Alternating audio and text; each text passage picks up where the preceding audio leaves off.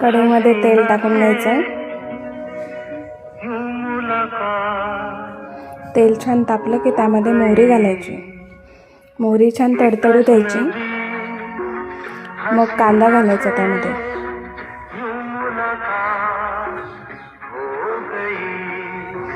कांदा छान गुलाबी होईपर्यंत परतायचा.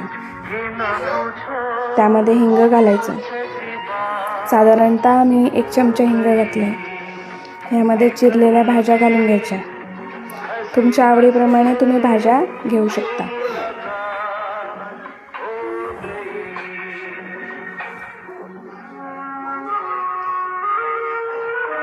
छान मिक्स करून घ्यायचं.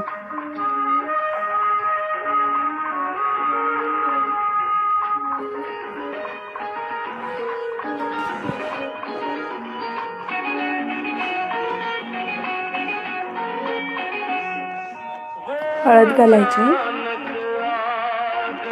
लाल तिखट,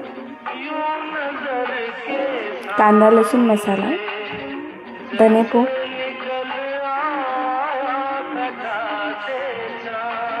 छान मिक्स करून घ्यायचं.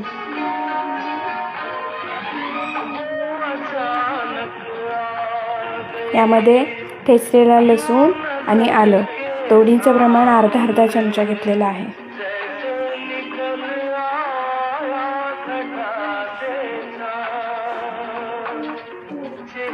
झाकण ठेवून वाफ काढायची.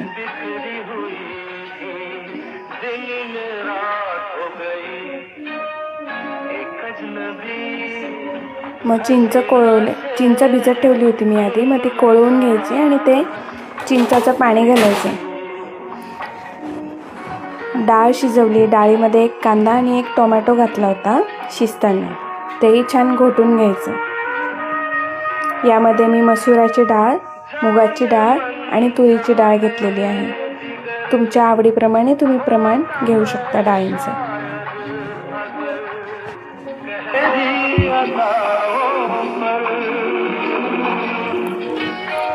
यामध्ये तुम्हाला हव्या त्या कन्सिस्टन्सीप्रमाणे गरम पाणी घालायचं.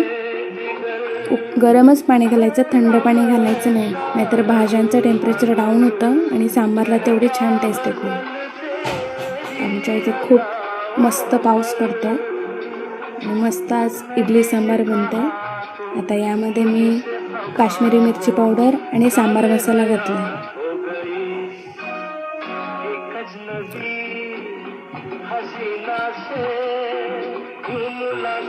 मीठ घालायचंय.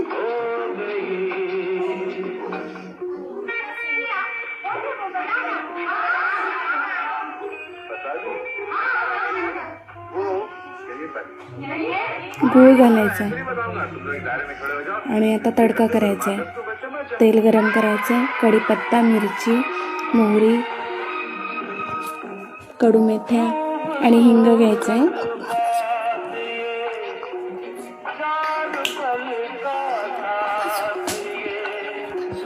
मस्त तडका करून घ्यायचा आहे.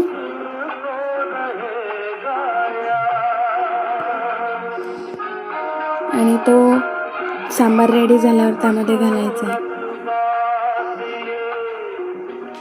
मस्त सुवास सुटला घरामध्ये.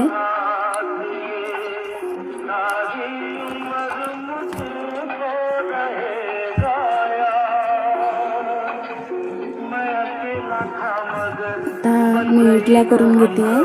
तुम्हाला जर इडलीच्या बॅटरचं प्रमाण हवं असेल तर तुम्ही मला सांगू शकता.